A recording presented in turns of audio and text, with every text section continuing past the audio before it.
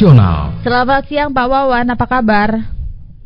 Selamat siang Mbak Adela. Iya. Kabar baik, penuh berkah. Amin, kabar baik juga. Ya. Nah Pak Wawan, ini dikabarkan Pulau Malahi ini salah satu dalam 100 besar Anugerah Desa Wisata Indonesia 2022. Tapi sebelum kita mengulik ya Pak, ada apa saja Pulau Malahi ini? Kami ingin mendapatkan penjelasan terlebih dahulu Pak. Apa itu Anugerah Desa Wisata Indonesia 2022 ini Pak?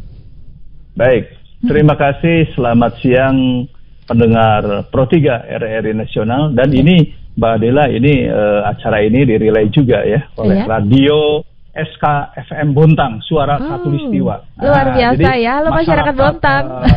Bontang, halo selamat sore. Kalau di sana udah sore. Selamat sore ya, dari Pro 3 di Jakarta, luar biasa. Iya, betul. Jadi kemarin saya dengan tim dari Kementerian Pariwisata dan Ekonomi Kreatif tanggal 20 Juli ya.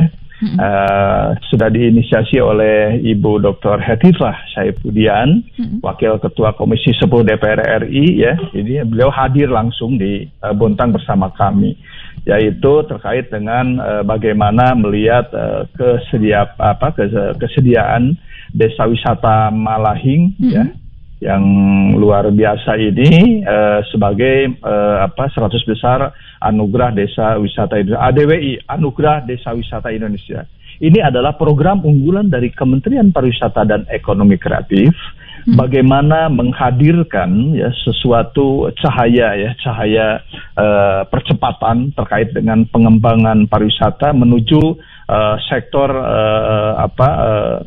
peningkatan nilai tambah ekonomi dari desa.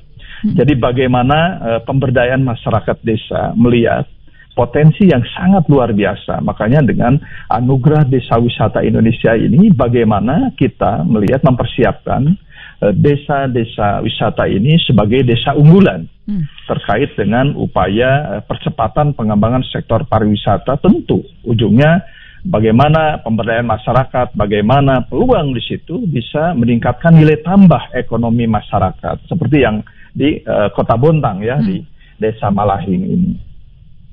Gitu Mbak Adela. Baik. Berarti Kemenparekraf di sini melihat ya Pak, desa mana sajakah yang ini bisa dioptimalkan untuk juga menjadi potensi desa wisata ke depannya dan memberikan masukan ya, begitu ya Pak ya, untuk ekonomi warga sekitar. Begitu Pak Wawan ya secara singkatnya ya. Betul. Dan ini luar biasa, saya kira saya hadir di Bontang ya, meskipun saya sisipkan dulu nih pantun sedikit. Monggo, silahkan. Ya. Ini dikirim dari Bontang langsung nih, dari luar biasa. Pak Eko Satria saya kira ya. Dari Jakarta ke Kota Bontang, naik pesawat, turun di Balikpapan. Walau lanjut jalan darat banyak berlubang, sesampai di Bontang penuh kejutan. Ini luar biasa, masyarakat Bontang yang membuat pantunnya ya Pak Wawan ya. Iya. Jadi, meskipun kami kemarin jalan darat ya dari Balikpapan, Samarinda dan Bontang, memang secara aksesibilitas ini masih kurang sempurna ya, banyak jalan yang berlombang. Akhirnya kami juga cukup jalan lama di jalan ya, karena perjalanan yang dengan kondisi jalan yang belum sempurna ya, artinya belum sempurna. Jadi dalam proses perbaikan oleh PUPR, saya kira ini nanti ada percepatan ya dalam perbaikan supaya aksesibilitas dari Samarinda menuju Bontang ini berjalan lancar dan cepat. Kemungkinan ini akan lebih bagus ya seandainya terwujud ada jalan tol ya bebas hambatan dari Samarinda menuju Kota Bontang. Ini akan memperpendek jarak tempuh ya, memperpendek waktu tempuh supaya para wisatawan yang datang ke Kota Bontang ini merasa cepat. Sampainya di Bontang ini hilang ya, capeknya hilang. Karena ada secara mandi budaya ya, terutama waktu itu kami juga hadir di Desa Guntung. Guntung itu desa wisata adat yang sangat luar biasa, adat budaya yang sangat luar biasa di Kota Bontang juga, terutama di Desa Malahing. Jadi sensasi-sensasi ini sangat luar biasa ya. Sajian kuliner khas Bontang, belum Mbak Adela dan pendengar Pro 3, saya kira kalau ke Bontang jangan lupa di sana ada makanan khas yang luar biasa. Apa itu, Gami Bawi. gami bawis, yaitu ikan dengan aroma nuansa dengan sajian khas Bontang ya. Saya kira ini khasnya luar biasa ya. Tidak ada di tempat lain. Jadi gami bawis namanya. Ini wah keren. Pokoknya harus kalau ke Bontang harus makan itu. Baik. Inilah pariwisata gitu ya. Iya. Nah Pak Wawan, tapi kami juga ingin tahu Pak, di Pulau Malahing ini, di Desa Malahing ini begitu ya. Apa yang membedakan dengan desa wisata atau desa adat yang lain Pak? Keistimewaan apa saja sih yang ada di sana Pak Wawan, yang sudah pernah ke sana begitu ya? Silakan digambarkan kepada kami Pak. Baik. Saya kira Desa Malahing ini sangat komplit ya.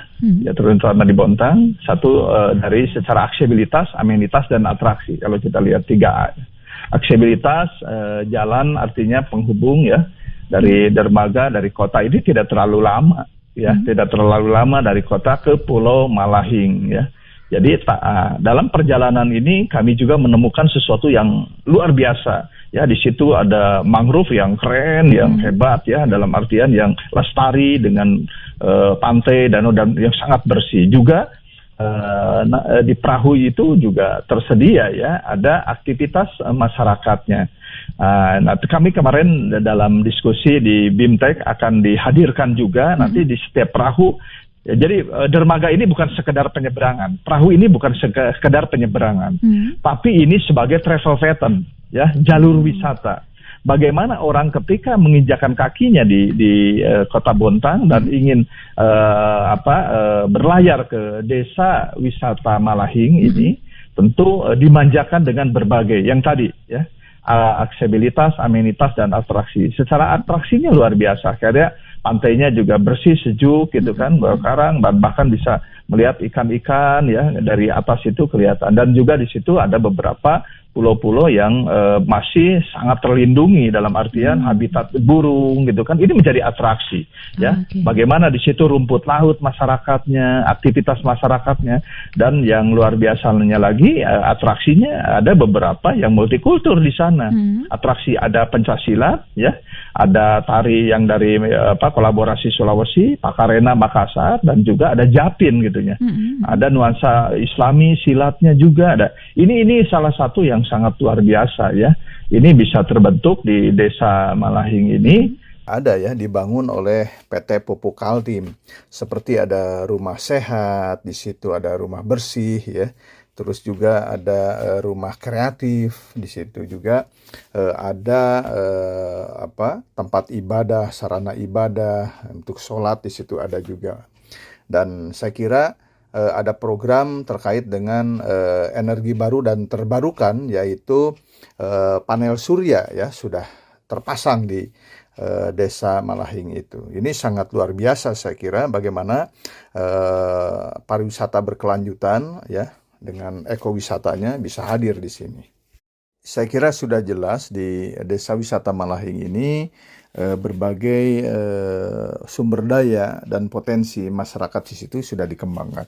UMKM, bahkan ya ada pengrajin batik pun di situ sudah mulai tumbuh ya. Ini sangat luar biasa. Tentu menjadi daya tarik tersendiri dan yang luar biasanya di sana masyarakatnya welcome sekali. Masyarakatnya sudah tertata dengan sadar wisata. Mungkin ini berkat alhamdulillah ya binaan dari Masata, masyarakat sadar wisata di Kota Bontang yang dipimpin oleh Pak Eko Satria. Saya kira penerapan implementasinya sudah tampak. Kemarin kami hadir, masyarakatnya sudah kemarin itu simulasi sebenarnya ya. Kehadiran kami itu simulasi bagaimana seandainya nanti kalau wisatawan baik mancanegara dan Nusantara datang ke Pulau Malahing gitu ya. Seperti apa? Nah, inilah kehebatan-kehebatannya. Jadi kalau nantilah Mbak Adela kalau datang ke Malahing ini akan tertarik ya dengan kehebatannya. Amin. Tentu gini ini. Di sana juga kehebatan dari CSR ya. Ya ini berkat kolaborasi yang bagus antara Pentahelix ya di sana. Ini Pupuk Kaltim ini luar biasa ini. Ya kemarin Direktur Pupuk Kaltim ya ini juga hadir di sana ya. Dan Pak Wali Kota juga mendukung ya, Ibu Wakil Wali Kota mendukung ya. Ya Pak Basri ya Wali Kota dan Ibu Nadira juga Pak Kadispar, Pak Ahmad Ajib juga mendukung. Dan yang luar biasanya yang lagi ya ini Bapak Komaru Zaman, Direktur Keuangan Pupuk Kaltim, ini mendukung sekali. Nah hebatnya, jadi amenitas ini dibangun oleh Pupuk Kaltim, ya, membangun homestay, sapra, sarana pariwisata, kebersihan, tempat sampah, toilet, ini luar biasa. Jadi ini harus disuarakan ke berbagai daerah. Ini menjadi pilot project, contoh ya, kolaborasi yang hebat, apresiasi, CEO komitmen dari Wali Kota Bontang, Wakil Wali Kota Bontang, DPR RI Pusat dan DPRD Ketua DPRD Kota Bontang juga hadir. Inilah bahu-membahu menetapkan pariwisata sebagai leading sector. Artinya sejalan dengan CEO komitmen dari Pak Presiden. Presiden ya, Pak Jokowi, pariwisata sebagai core bisnis ditindaklanjuti oleh para menteri semua. Artinya semua kementerian dan lembaga wajib mendukung. Nah, Pak Sandiaga Uno ini sangat mengapresiasi bagaimana kehebatan Bontang ya, Dewi Malahing ini. Ini sesuatu yang bisa membanggakan, ya, bisa membanggakan. Kulinernya juga keren. Di sana ada sate khusus ya. Saya baru ya selama perjalanan keliling-keliling di Nusantara, ada sate khusus ya, sate kerang tapi beda ya. Kerangnya warna hijau. Pengolahannya yang beda, gitu, bumbunya yang beda atau gimana nih Pak Wawan? Iya, dari cita rasanya, dari secara artistiknya juga ya. Sebelum dimakan itu udah menarik gitu. Bilang ini sayang banget dimakan ya, artistik ya. Baik. Kerangnya hijau ya, kan saya baru melihat ya, kok potongan-potongannya seperti gini, bumbunya juga khas ya. Ya saya kira sesuatu yang luar biasa ketika para tamu dimanjakan ya di situ, betah gitu ya. Bayangkan aja, rencananya kegiatan itu dari jam 8 sampai jam 12. Tapi para tamu dan semua baru bergeser dari Malahyang itu sekitar jam 5 sore. Jam 5 Karena sore terlalu nyaman di sana ya Pak ya? Terlalu nyaman dan mereka merasakan ada sensasi ya di sana. Inilah kehebatan di pariwisata, bagaimana membuat seseorang atau orang wisatawan ini menjadi betah. Lama tinggal, ini yang paling penting, bagaimana lama tinggal ini bisa diwujudkan. Nah, itu Mbak. Iya, Pak Wawan. Ya. Ini kan kalau kita juga browsing begitu ya, Pulau Malahing Bontang yang terlihat dari gambar-gambar yang muncul di media sosial juga, ini adalah pulau kecil ya Pak ya. Dan saya tadi juga sempat baca penduduknya ini masih ada sekitaran puluhan kepala keluarga saja begitu ya, dengan ada 200 jiwa yang ada di sana. Nah, ini juga untuk mengoptimalkan untuk kedepannya begitu ya Pak, ketika kita berwisata ke sana begitu, dari Kemenpar begitu, upaya apa saja yang akan dilakukan Pak? Mungkin akan menambah hotel atau penginapan, dan ini kan kalau kita lihat semuanya juga serba apung ya di sana ya. Ya, betul. Menarik Mbak Adela. Saya kira dari segi yang daya tarik ya, saya kira nanti Kemenparekraf sudah menyiapkan program-program berkelanjutan nantinya tentu ya. Ini di sana itu dari pedestri, dari mulai sandar ya, begitu sandar itu dari dermaga sampai ke di pulau itu, pedestriannya itu terbuat dari kayu ya, artinya ada pedestrian terapung semua. Ya, apung semuanya ini. Terapung di sana. Ini sangat menarik, sangat menarik. Bayangkan aja saya bisa lihat masyarakat main volley ya, main volley di situ, olahraga di atas papan yang dibuat gitu kan. Ya kan, tapi mereka asik gitu kan, menari gitu kan. Ini salah satu daya tarik desa ini, meskipun kecil, saya kira ini sesuatu yang sangat unik, menarik ya.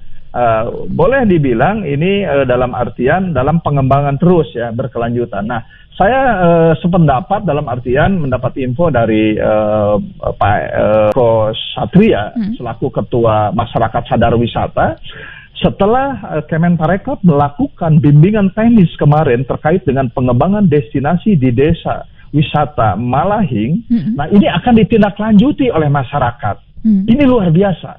Ini yang perlu diapresiasi. Bagaimana pengoptimalan ya, tindak lanjut ya dia mengatakan 3 ruang dan 3 peran, 3R dan 3P.